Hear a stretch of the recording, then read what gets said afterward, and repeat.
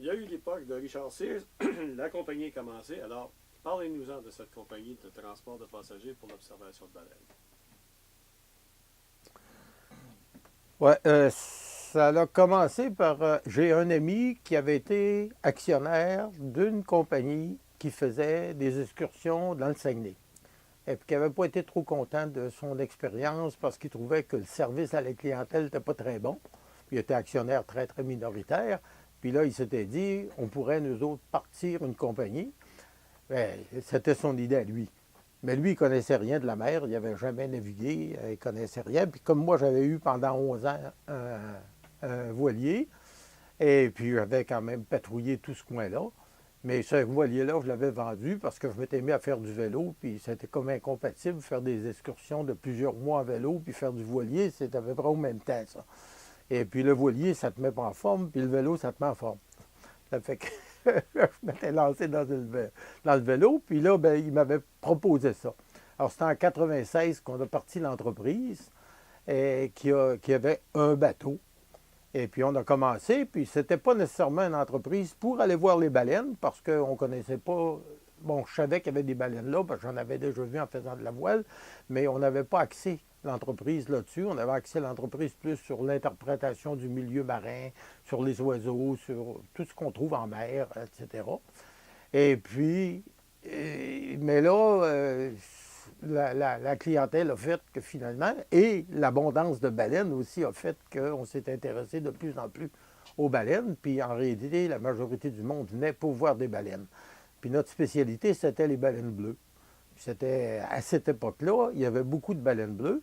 Et puis, tellement que des fois, on pouvait sortir, puis après une demi-heure, on avait négligé 15 baleines qu'on avait vues. On disait, ça, c'est des rorquals communs, c'est des petits rorquals, on passe tout droit, on cherche les bleus, parce que c'était notre spécialité. On s'était spécialisé. Puis la bleue est une baleine différente des autres, une baleine qui est plus, elle est plus difficile d'approche, elle est plus farouche, on dirait.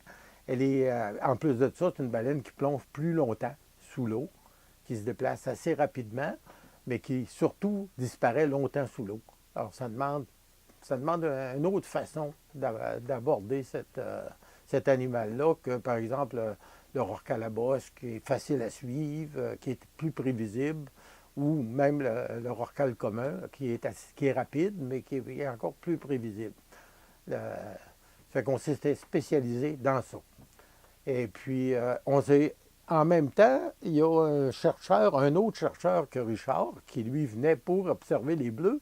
Il y avait un autre chercheur qui s'appelle Danis Binden, qui est un Suisse, qui était spécialisé dans l'écoute des sons des petits rorquals, et puis qui avait déménagé à partir de Bergeronne à Port-Neuf, parce qu'il y avait trop de bruit ici avec tous les bateaux, puis là-bas, c'était très tranquille. Ça fait qu'on s'est mis à travailler avec lui. Et puis lui, il avait organisé des stages.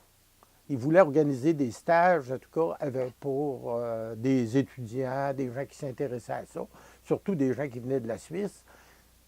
Et puis comme il n'était pas équipé de bateaux pour faire ça, il n'y avait pas les permis non plus pour sortir des passagers, nous autres, on sortait ces groupes. Fait qu'on sortait des groupes, puis là, on faisait des sorties de 5 heures. Au début, on faisait des sorties plus courtes que ça, mais on s'était rendu compte que c'était pas assez. Puis on avait fini par faire des sorties de 5 heures. Et puis, avec un biologiste à bord, soit lui, soit un de ses assistants ou une de ses assistantes. Et ce qui nous a permis aussi de connaître une autre chercheuse qui s'appelait Lucia Diorio, qui maintenant est une grande spécialiste des sons de toutes les. Assez spécialisée dans les sons des baleines bleues. Mais elle a fait son doctorat là-dessus. Mais maintenant, elle travaille pour le gouvernement français, puis elle est spécialisée dans les sons de tous les animaux marins qui peuvent exister. Ensuite, il y a eu aussi une assistante de Richard qui s'appelait Catherine Burchock aussi, qui a fait un doctorat, qui l'a fait avec nous autres. Elle a travaillé plusieurs années avec nous autres aussi. C'est ça qui nous a mis en contact avec tout le monde de la recherche du côté en tout cas, des mammifères marins. Puis c'est un monde assez passionnant parce que la recherche est passionnante parce qu'il y a tellement de choses qu'on ne sait pas. c'est, puis il y a tellement de choses qui n'étaient qui est très difficile aussi à comprendre. Hein. Mais les chercheurs, eux autres mêmes, sont des gens assez intéressants. Parce que c'est des passionnés, hein, c'est des jeunes qui n'ont pas de grand argent, ils sont passionnés, ils travaillent comme des fous pour essayer de ramasser des données pour réussir à faire quelque chose. Puis ça, ben, c'est très intéressant, ça. Hein. Ça donne... c'est beaucoup plus intéressant que juste sortir des touristes comme ça, puis faire des allers-retours, là, très rapides. Et puis, on a beaucoup intégré les touristes à ça. Par exemple, Catherine Burchak, qui, elle, était une des premières à enregistrer des sons de baleines bleues. À cette époque-là, il n'y avait pas même d'instruments pour ça. Elle fabriquait ses propres instruments, elle travaillait avec l'Université de la Pennsylvanie. Et puis, elle avait un système qui faisait que pour, après ça, être capable de qualifier puis de pondérer le son qu'elle avait entendu, puis tout ça, elle envoyait au fond de l'eau un appareil qui brisait une ampoule électrique. Et puis ça, il fallait le faire à tant de distance de son bateau. Ça fait que ça, on faisait ça avec les touristes.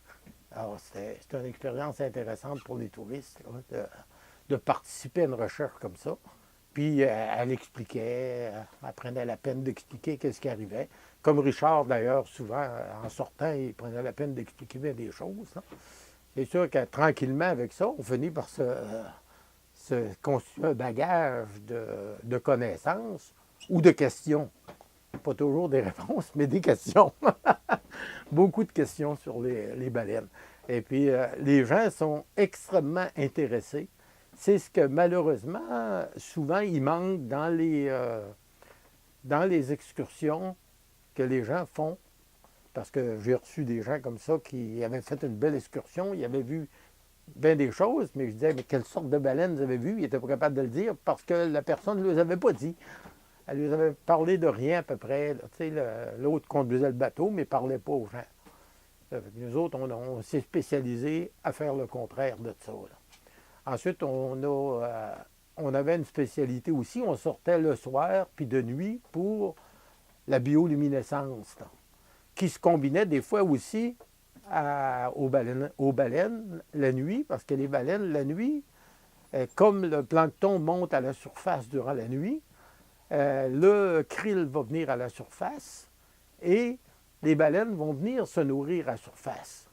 Alors, tu es capable de repérer des baleines à très grande distance par le bruit qu'ils font en se nourrissant, puis le souffle aussi qu'ils font. Là. Puis là, ben, trouver une baleine, puis la suivre en pleine noirceur, arriver à la placer dans le clair de lune pour que quand elle va sortir la gueule grande ouverte, tu vas voir ça, c'est quelque chose de très excitant. Quelque chose qui te rend les jambes molles et le souffle court. Parce que c'est impressionnant. Alors, on s'était spécialisé là-dedans aussi, on faisait des sorties de nuit. Là.